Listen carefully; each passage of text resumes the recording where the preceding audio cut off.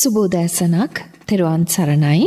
අද දවසේදී සාකච්ඡාව පිළිබඳව කල්පනා කරද්දී විශේෂයෙන්ම අපිට දැනෙච්ච දෙයක් තමයි බාහිර ලෝකය, බාහිර සමාජය අපි අපේක්ෂා කරනවට වඩා ගොඩාක් වෙනස් වෙලානේ. ඒක හැමම තමයි. නමුත් අපි හිතනවට වඩා හරි වෙනස් දේවල් සිද්ධ වෙනවා.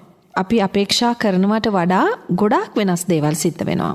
ඒ ලෝකයේ ස්වභාවය කියලා බුදුරජාණන් වහන්සේ දේශනා කරලා තියෙනවා තමයි. නමුත් එය පියවරෙන් පියවර ටිකෙන් ටික අවබෝධ කර ගැනීමේ තැනක සිටින අපිට සමහරලාට මේ වගේ තත්වයන් එකපාර ග්‍රහණය කරගන්න බැරි වෙන්නට පුළුවන්. ඉතින් අපේ ස්වාමින්වහන්සේ ලෝකයේ සිද්ධ වෙන සමහරක් දේවල් වසංගතයක් පැතිරිලා ගියා. මුළු ලෝකයේම මිනිස්සු එක තැනක බොහෝ කාලයක් කොටු වෙලා හිටියා. වරින් වර මේ වසංගත තත්වයක් අඩු වෙනවා, වැඩි වෙනවා, මාරාන්තික වෙනවා, සාමාන්‍ය වෙනවා. ඒ වගේම යුදමය තත්වයකුත් ලෝකයේ ඇති වෙනවා. එතකොට අපි ජීවත් වෙන මේ සමාජයේ සම්මා සම්බුදුරජාණන් වහන්සේගේ දහම වසර 5000ක් කල් පවතිවා කියන අදිෂ්ඨානය තැබූ දිවයිනේ පවා බොහෝ දේවල් සිද්ධ වෙමින් පවතිනවා අපේ ස්වාමීන් වහන්සේ. මම හිතන්නේ මේවා එකින් එක වෙන් කරලා කාරණා වශයෙන් කතා කරන්න කලින් ඔබ වහන්සේගෙන් මා පැහැදිලි කරගන්නේ මුලින්ම අපේ ස්වාමීන් වහන්සේ කුමක්ද මේ සිද්ධ වෙන්නේ කියලා. ඒ ඔක්කොටම කලින් ඔබ වහන්සේගේ පාද නමස්කාර කරලා ඉතාමත් ගෞරවයෙන් පිළිගන්නවා. තෙරුවන් සරණයි ශාලිකානෝන ඇතුළුව මේ මොහොතේ ශ්‍රවණය කරන ශ්‍රාවක පින්වත් හැම දෙනාටම ඔබතුමී කියන විදිහටම ඊටාම අවිනිශ්චිත කාලයක් මිනිසුන්ගේ චින්තන රටාවත් මිනිසුන්ගේ ගමනාන්තයත් කෙසේ හමාර වේවිදෝ කියලා හිතාගන්න බැරි, උපකල්පනය කරගන්න බැරි අවදානම් සහිත තත්වයකයි අපි නැවතී සිටින්නේ. අපි ආරම්භයේම ඔබට මේ පවතින අර්බුදය මතුවීමට බලපාපු ප්‍රාමාණික සාධකය පොදුවේ ගත්තොත්, සංසිද්ධි වෙන වෙනම කතා කරන්නේ නැතුව පොදුවේ ගත්තොත් මේකට බලපාන හේතුව තමයි මිනිසුන්ගේ මනස හැඩි වෙලා කියන එක. එහෙමයි ස්වාමීන් වහන්සේ. මිනිසුන්ගේ මනස ධර්මයේ ඔස්සේ හැඩ කරගන්න පුළුවන් වුණොත් එහෙම හැඩි වෙච්ච මනස සුවපත් කරගන්න තියෙන එකම පරයාය ඔබගේ ජීවිතයට ගොඩ නැගීවි.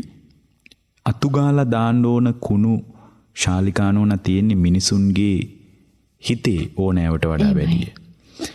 බිමට වඩා කුණු හිතේ තියෙන නිසා අතුගාලා දාන්න ඕන කුණු ගොඩාක් හිත ඇතුලේ තියෙන නිසා ඒවා අයින් කරගන්න ඍජු වැඩපිළිවෙලක් නැතිකම නිසාම වර්තමාන ලෝකයේ විවිධ අර්බුදවලට, ගැටුම්වලට, ඇලීම්වලට, විසංවාදවලට සමස්ත මානව වර්ගයාම එකතු වෙලා තියෙනවා. එහෙමයි ස්වාමීන් වහන්සේ. තමන්ව ඔසවා තබා ගන්න උත්සාහ කරනවා මනසේ තියෙන රොඩු නිසා.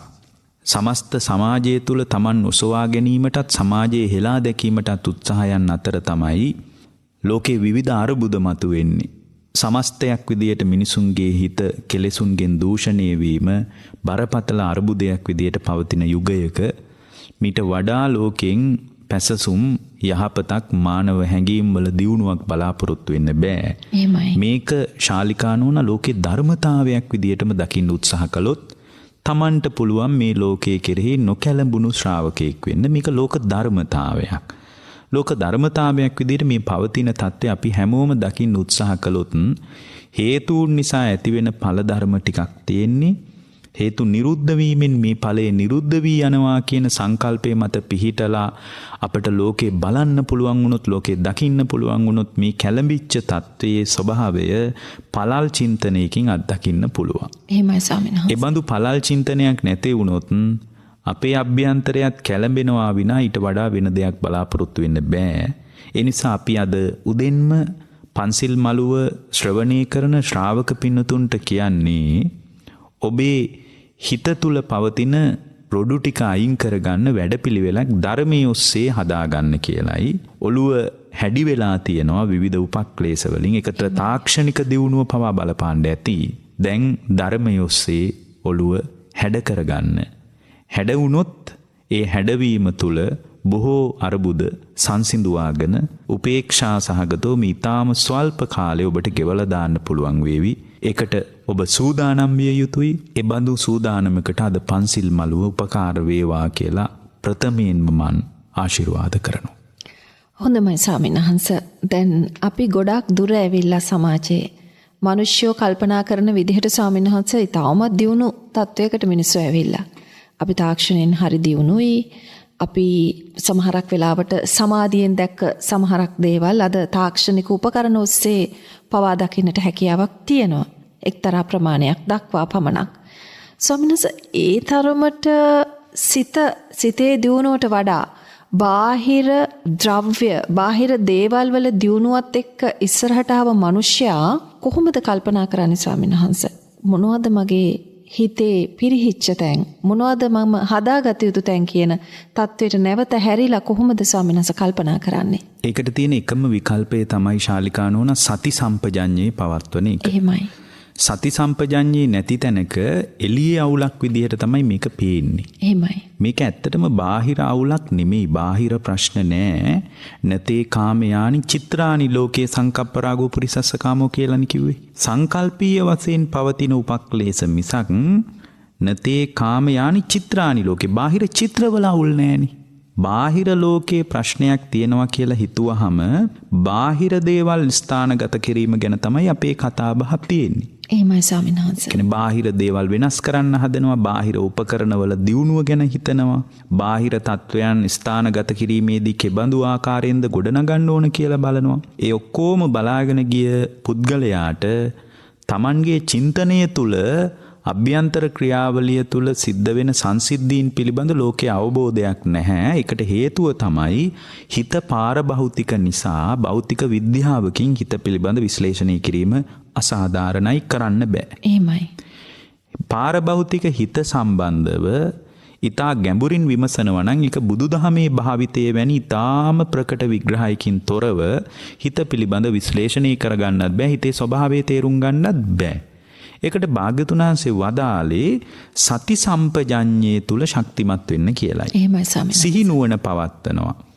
සම්මා සතිය පවත්වනවා. ඒකටනේ සතිපට්ඨානයි කියලා කියන්නේ. එහෙමයි. සතිපට්ඨානේ නැති තැනක ශාලිකානෝන Tamanගේ හිත වැඩ කරන විදිය හොයන්න බෑ. බුදුරජාණන් වහන්සේ වදාරනවා එක තැනක මහණෙනි Tamanගේ හිත දෙස බලාගෙන ඉන්න කියලා. චිත්තානුපස්සනාව කියන්නේ ඒකට. ඒ තැනදී පහළ වෙන සිත් 16ක් තියෙනවා චිත්තානුපස්සනාවේ. රාගසිත, ද්වේෂසිත, මෝහසිත, විතරාගීසිත, විතදෝසීසිත, විතමෝහීසිත, සංකිට්ඨසිත, වික්කිට්ඨසිත, ඒ වගේම සමාහිතසිත, අසමාහිතසිත, විමුක්තසිත, අවිමුක්තසිත මේ ආදී වශයෙන් ඒ මොහොතේ හිතේ ක්‍රියාත්මක වීම පිළිබඳව චිත්තානුපස්සනාවේ තියෙනවා. එහෙමනම් චිත්තානුපස්සනාවේ ඒ බඳු ආකාරයට පැහැදිලි වෙන්නේ බුදුරජාණන් වහන්සේ චිත්තානුපස්සනාවේදී පැහැදිලි කළේ Tamanගේ හිත දෙස බලාගෙන ඉන්න කියලයි. සරාගං වා චිත්තං සරාගං චිත්තන්ති පජානාති. රාගසිතක් ඇති වෙනකොට රාගසිතක් ඇති වූ බව දැනගන්න කියනවා. එතකොට රාගසිතක් ඇති වෙනකොට ශාලිකානෝන රාගසිතක් ඇති වූ බව දැනගන්න බෑනේ. රාගසිතක් ඇති වූ බව දැන ගැනීම පිණිස යා තුල හිත පිළිබඳ විමසීමක් නැත්තම්. එහෙමයි ස්වාමීන් වහන්සේ. එහෙමනම් ලෝකය දැන් ලෑස්ති වෙන්න ඕන අලුතෙන් භෞතික දියුණුව ගැන ඕනෑවට වඩා ඕලාරිකව කල්පනා කර කර ඒ දියුණුවමයි ශ්‍රේෂ්ඨ කිය හිතපු ලෝකයට යුදමය චින්තනයකට වඩා වැඩි දෙයක් ලෝකෙ ඉතුරු වෙන්නේ නැහැ. ස්වාමීන් වහන්සේ ඒකද අද සිද්ධ වෙලා තියෙන්නේ දැන්. ඇත්තටම ඔබතුමිය පැහැදිලි කරන කාරණේ නිවැරදි. බුදුරජාණන් වහන්සේගේ ධර්මයෙන් බලනකොට තමන්ව විමසන එක මගහැරිලා ලෝකය විමසන්න ගියාට පස්සේ බොහෝ දෙනෙකුට තමාව පිහිට කරගන්න එක මගහැරිලා යනවා. දැන් තමන්ව පිහිට කරගන්න කියලානේ බුද්ධ දේශනාව කියන්නේ. එහෙමයි. අත්ත සරණ අනඤ්‍ය සරණ. එතකොට තමාව පිහිට කරගන්න එක පිරිතකටම බාර දීලා හිටියොත් එහෙම. එහෙමයි ස්වාමීන් වහන්සේ. අපිටත් වරදිනවනේ, ලංකාවට වැරදෙන්න පුළුවන් එහෙම. ඒ කියන්නේ පිරිත තුල යම් සම්මතයක් සහ නික්ලේශී වචනවල යම්කිසි නිර්වද්‍යතාවයක් ඊටාම ඉහළින් තියෙනවනේ. ඒ කියන්නේ භාග්‍යතුන් වහන්සේගේ බුද්ධ වචනනේ පිරිත කියන්නේ.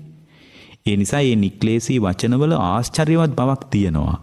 හැබැයි පිරිතමයි බුදුරජාණන් වහන්සේ අපට වදාළේ කියන තැනක අපි හිර වුණොත් එහෙම එයාට තමන්ව විමසන එක මගහැරෙන්න පුළුවන්නේ. එහෙමයි ස්වාමීන් වහන්සේ. ඒ කියන්නේ පිරිතත් ශ්‍රවණය කරන එක වැදගත්.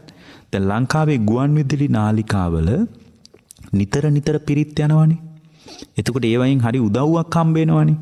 රාත්‍රියට පිරිත් ටික දාලා නිදාගත්තාම එකපාර හම්බෙන් ඇහැරෙනකොටත් හීනියට පිරිත් ටික නම් Tamanගේ කන වැටෙන එක වටිනවනේ. එහෙමයි ස්වාමීන් වහන්සේ. හැබැයි පිරිත් ටිකමයි ශ්‍රේෂ්ඨ කියලා පිරිතකින් තමන්ව නිවේවි කියලා හිතාගෙන හිටියොත් එහෙම අර මූලික පටිච්ච සමුප්පාදේ හේතුඵල සහිතව විමසන්න කියපු එකට ඊළඟට බුදුදහමේ තියෙන ප්‍රමුඛ කතාව අත්ත සරණ අනඤ්‍ය සරණ මහණෙනි තමාවම සරණ කරගන්න කියපු එකට අත්ත දීපා විහෙරත මහණෙනි තමාව දූපතක් කරගෙන ඉන්න කියපු එකට මොනවා වෙයිද? ඒ නිසා තමන්ව විමසලා තමන්ගේ කෙලෙස්වල පරිමාව තේරුම් අරගෙන තමන්ව විමසීමට ලෝකේ වැඩපිළිවෙලක් තාක්ෂණයෙන් නැහැ. එහෙමයි ස්වාමීන් වහන්සේ. තමන්ව විමසන්න වැඩපිළිවෙලක් අවශ්‍ය නම් ඒ ශ්‍රාවකයාට භාග්‍යවතුන් වහන්සේගේ ධර්මයත් එක්කමයි එකතු වෙන්න වෙන්නේ. ධර්මයත් එක්ක එකතු වෙච්ච තැනක තමයි තමන්ගේ සුවපත් භාවය, තමන්ගේ නිවීම, තමන්ගේ සදාතනික සැනසීම මුණ ගැහෙන්නේ. ඒ බඳු මුණ ගැහිමකට අපි එකතු විය යුතුයි. ලෝකයට අවාසනාවකට එවැනි මුණ ගැහිමක් හම්බ වෙන්නේ නැහැ. එහෙමයි ස්වාමීන්. ලෝකයට මුණ ගැහෙන්නේ තාක්ෂණික දියුණුව තුලින් විශිෂ්ටත්වයේ කරා යෑමක් ගැන විතරයි. ඒ නිසා ලෝකයට ඉතුරු වෙන්නේ යුදමය චින්තනයක් විතරයි. එකිනෙකා පරයා යන චින්තනයක් විතරයි.